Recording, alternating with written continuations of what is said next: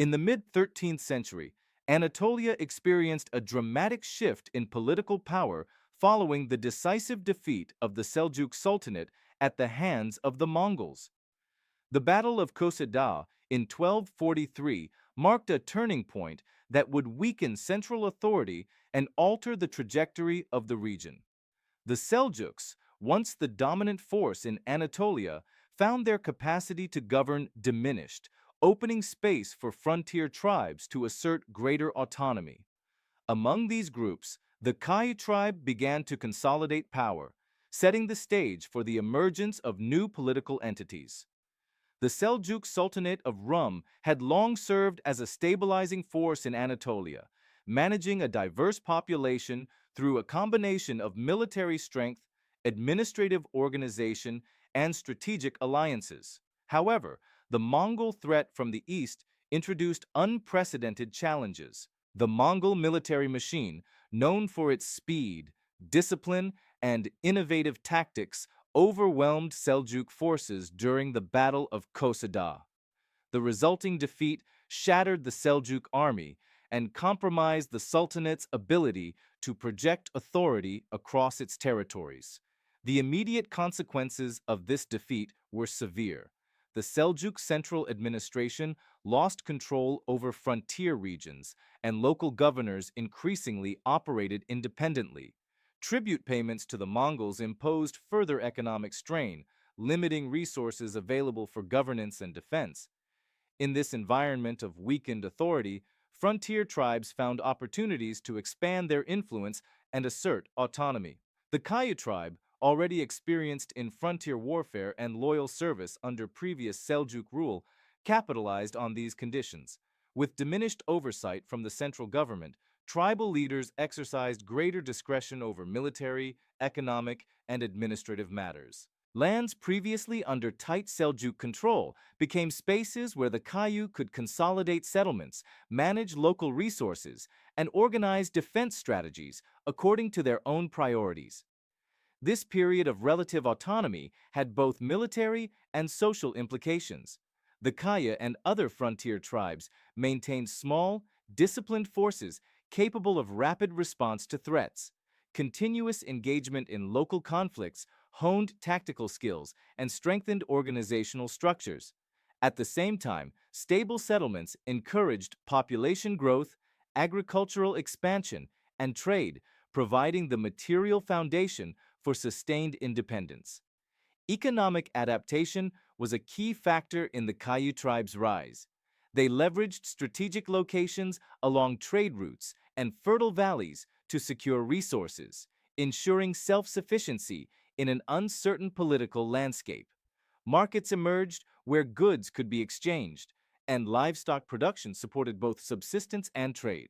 These developments enabled the tribe to operate with a degree of autonomy that had been impossible under strong Seljuk central authority. Social cohesion and governance within the Kaya community were reinforced by traditions of consultation and collective decision-making. Tribal leaders balanced authority with accountability, maintaining loyalty and unity among members. Religious and cultural practices provided continuity and moral guidance, supporting resilience during a period of external instability. The decline of Seljuk power also altered relationships with neighboring powers. Byzantine territories, other Anatolian principalities, and nomadic groups all navigated the new balance of influence. The Kayu tribe and other frontier communities engaged in alliances, negotiations, and defensive measures that strengthened their position in the shifting regional landscape. Cultural evolution accompanied political change.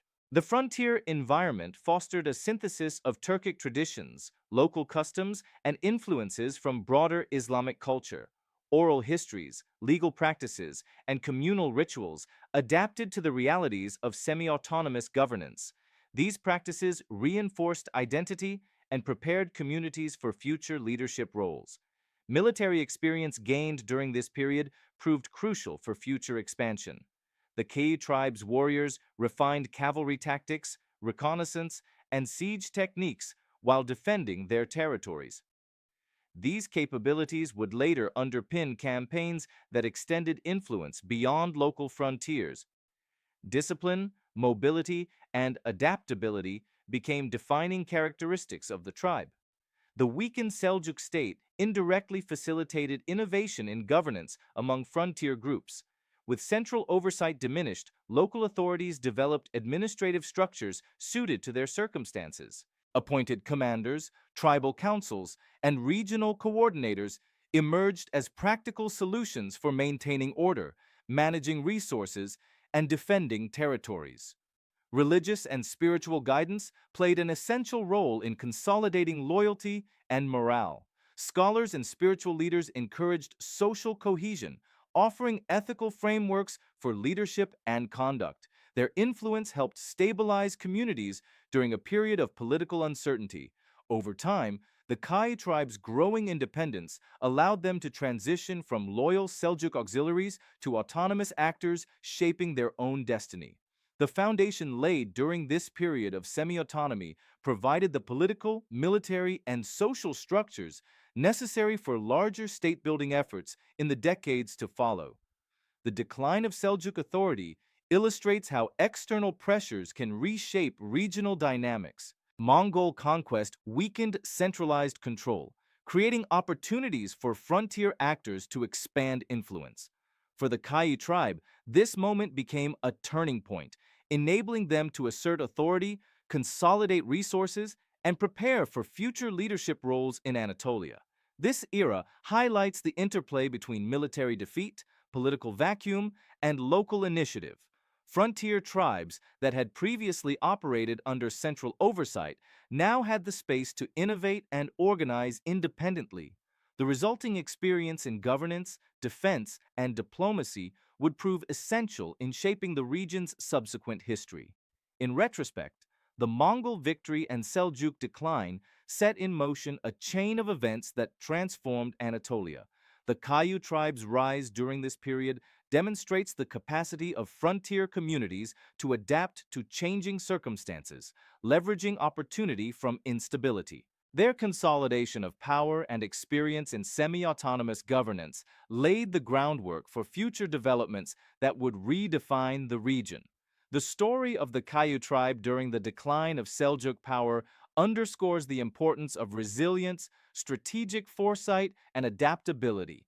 It shows how communities at the edge of empires can seize the moment to establish influence, ensuring continuity and growth even amid broader political collapse. In this way, the legacy of the period extends beyond immediate events, shaping the foundations of future Anatolian states.